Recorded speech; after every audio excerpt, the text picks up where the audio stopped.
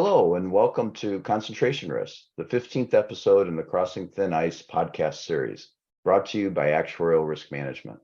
My name is Max Rudolph, and as always, I'm joined by Dave Ingram. Concentration risk can be a hidden risk if you aren't looking for it, but builds resiliency for those who actively seek it out and develop mitigation plans. Dave will share his thoughts, including a fun story to expand on the concept, and then I'll discuss some ways insurers can find concentration risk hiding in plain sight. We hope the Crossing Thin Ice podcast series will help you with your ERM program and knowledge of risks. Our program sometimes looks at particular risks, and other times we'll consider specific aspects of risk management practice. By the way, nothing in today's podcast is intended to be investment advice. We're here to provide educational material and perhaps entertain. We hope that you will also take advantage of our free newsletter and webcasts for additional education on a variety of risk management topics. Let's get started.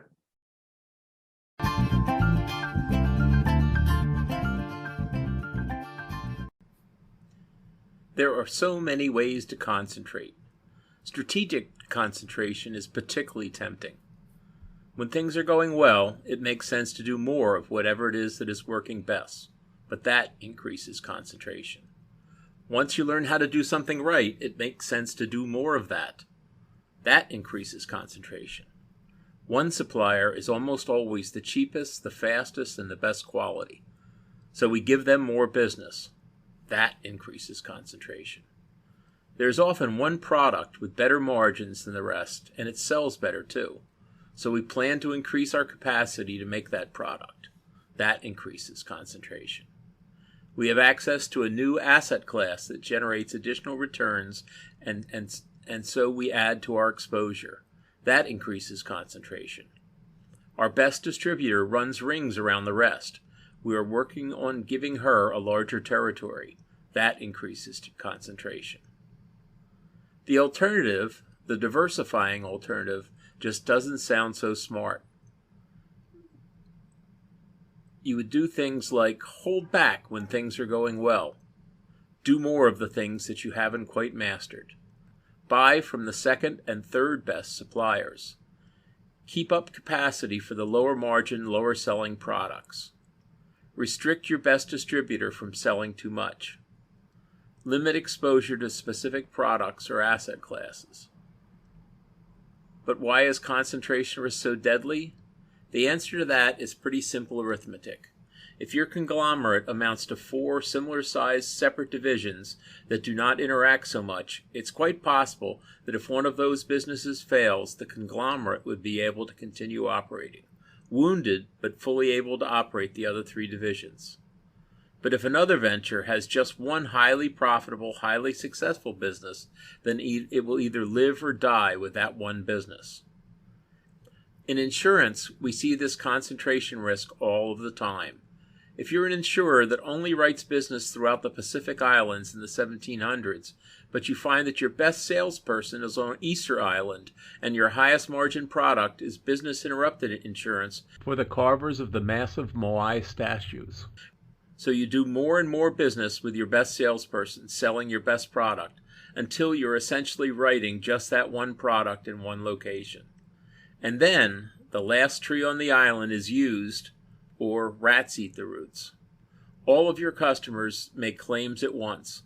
You thought you were diversified because you had 300 separate customers, but those 300 customers all acted like just one when the trees were gone. Bankers have recently seen what happened when customers move in unison to withdraw their deposits. Insurers should manage their concentration risk and understand how their risks aggregate. So how do insurers deal with concentration risk? When a company becomes insolvent, it generally is due to a concentrated position gone bad.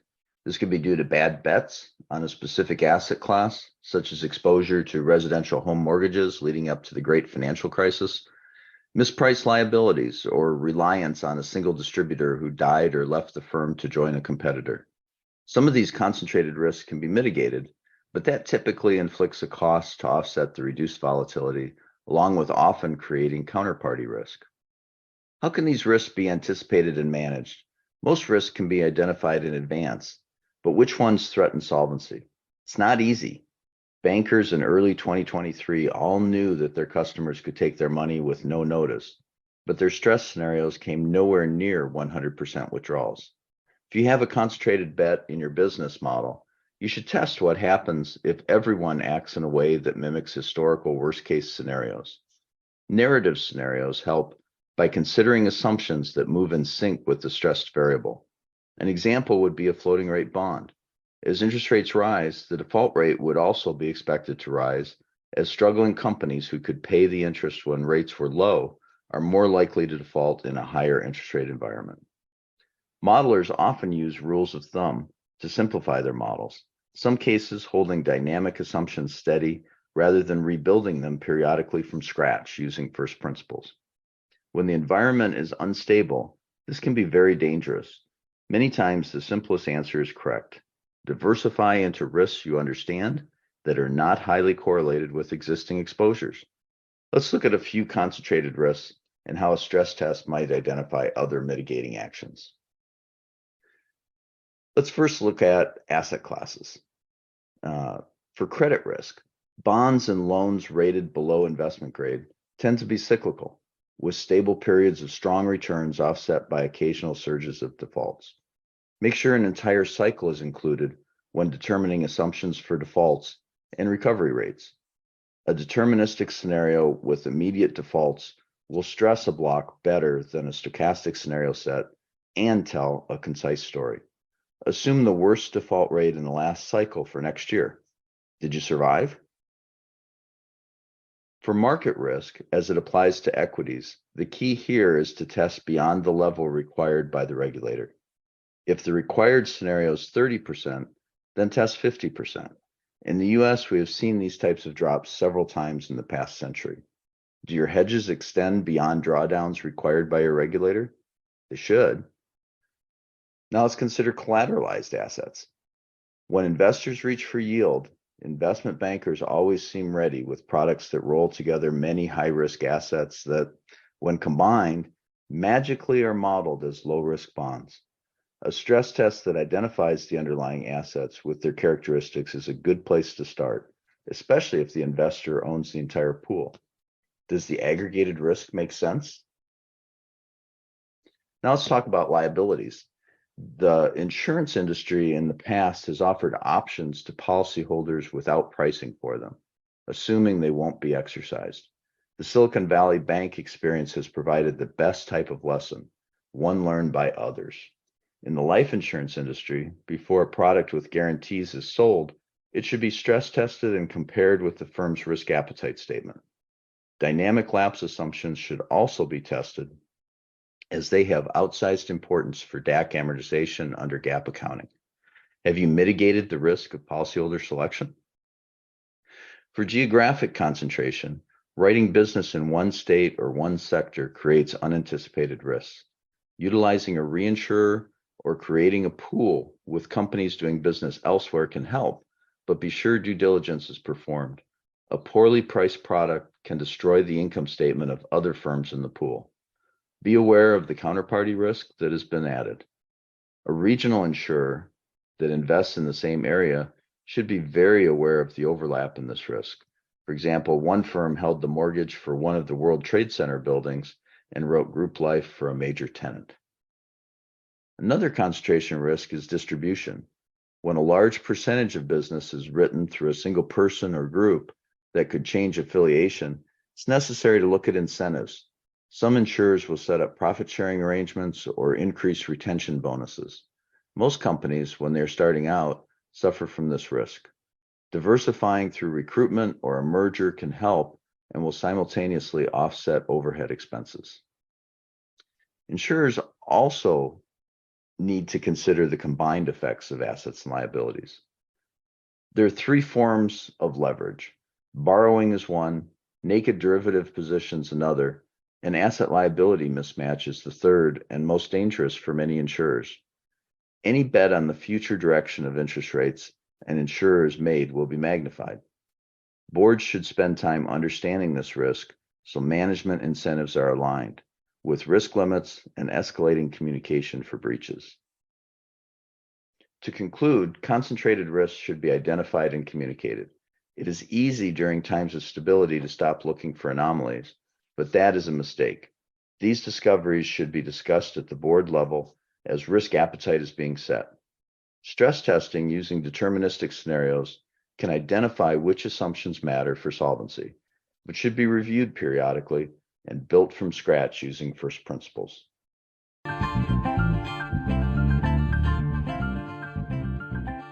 Before we move on to part 2 of today's podcast, we want to tell you about ARM's ERM advisory services. Our ERM advisory team, led by Dave Ingram and myself, Max Rudolph, are available to provide a wide range of support to your enterprise risk management program. Here are samples of recent projects. Risk appetite and tolerance statements are the key linkages between ERM and company strategy. We worked with an insurer to provide a very practical approach to setting up and updating their risk appetite and tolerance statement using examples from other insurers. We also provide an approach to linking risk appetite and tolerance to individual risk limits.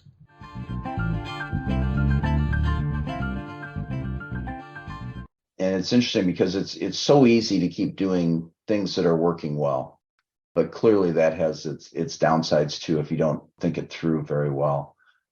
Concentration risk is hard to mitigate. As an example, say I currently have a great relationship with my favorite reinsurer, and the costs are low. If I add another reinsurer, it'll double my work and increase the price as well. I understand the diversification benefit, but Dave, how can I sell this to management? Well, Max, I think it's a framing issue. If you frame things so that risks doesn't exist, then yeah, the cheapest solution is the only one to consider. But if you do allow your framing to allow risk in the door, then diversification becomes a must.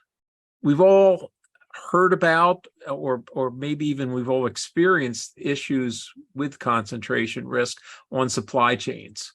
There were some issues a couple of years ago with supply chains because of some storms in Southeast Asia, and everybody realized all of a sudden that some electronic part was only being manufactured in one country in Southeast Asia. And during the pandemic, as different countries shut down, you realized that there was a lot of products that suddenly became scarce or non-existent or very expensive in all that, because of the fact that there was very, very few, sometimes only one supplier.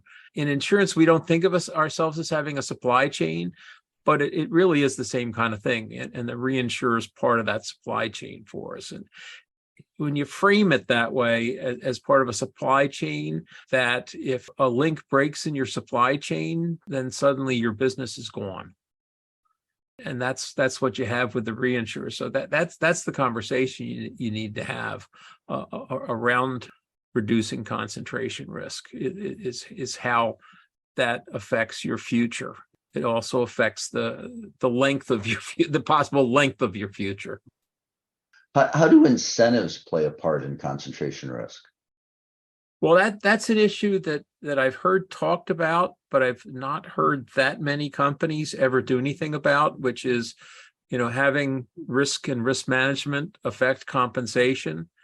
But in most businesses, there are usually ways to increase revenues that involve taking more and more risk, or even selling things below cost. Even you can juice up revenues by doing the wrong thing, and incentive comp programs have to guard against the company paying people bonuses for doing things that harm the company, and putting the company at risk is harming the company. It's fine for the company's strategy to consciously put it at risk, but it's not such a great idea if you give many people spread throughout the company the authority to take enough risk to put the company at danger without notifying anybody.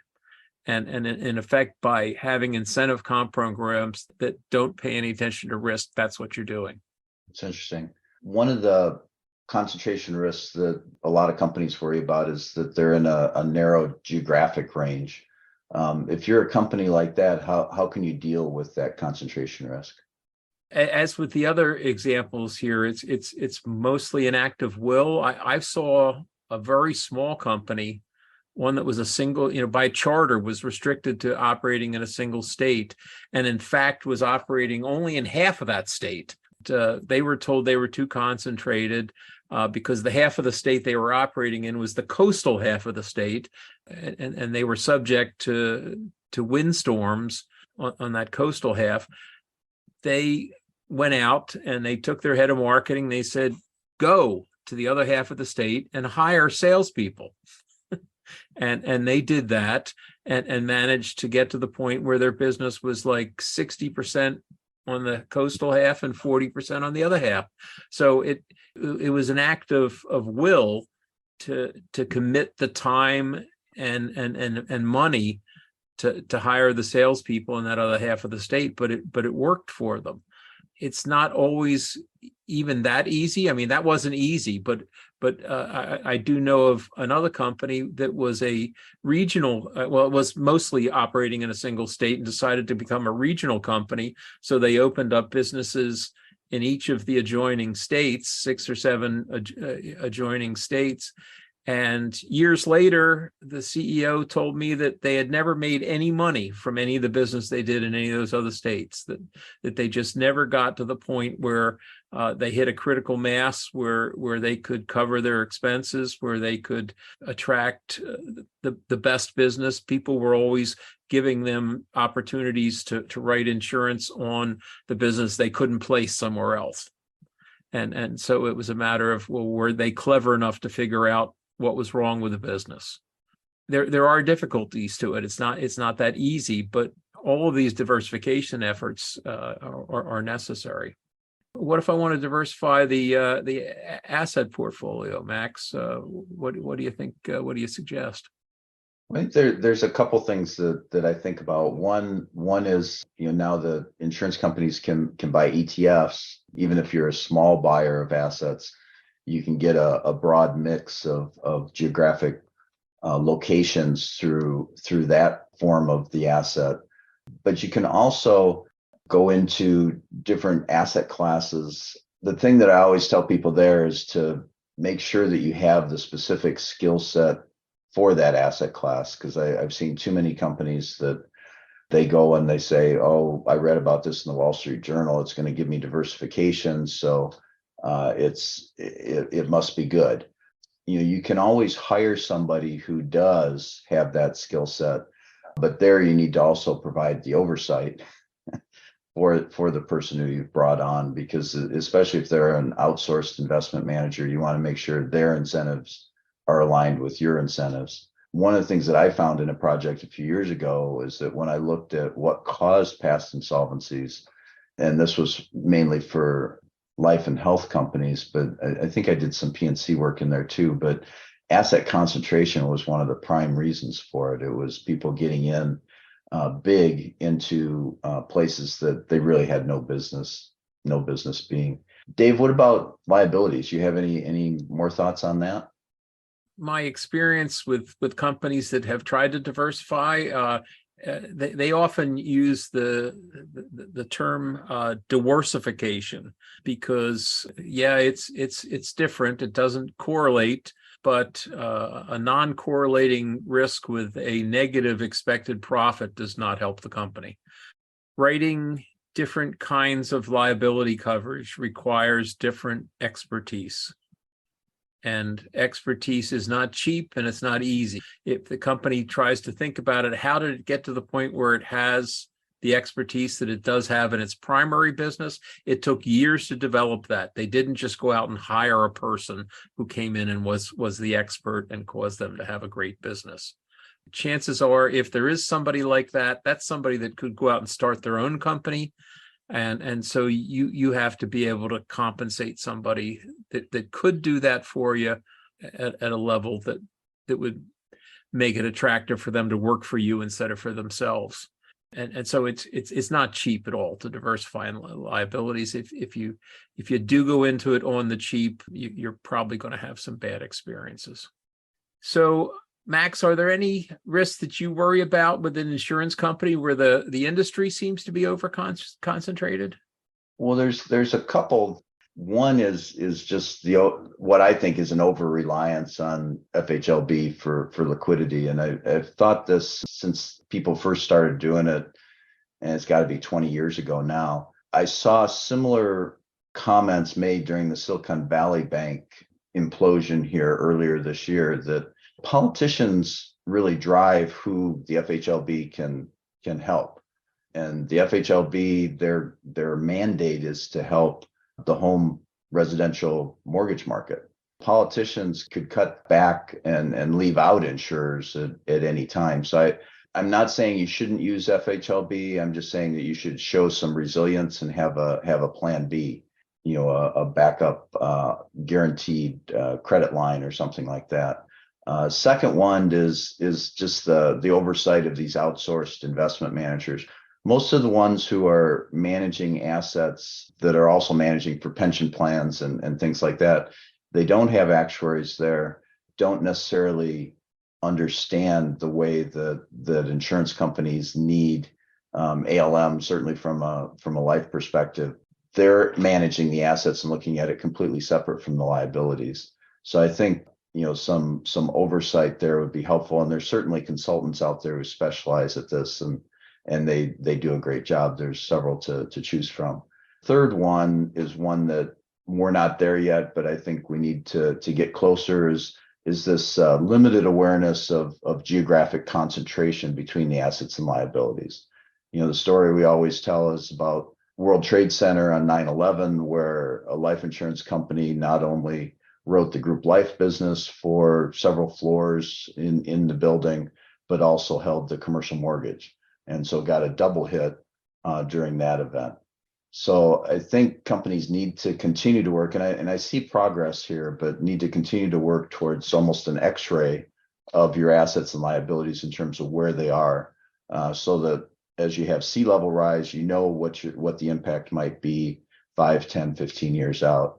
It's going to have a big role in the climate response as we go forward.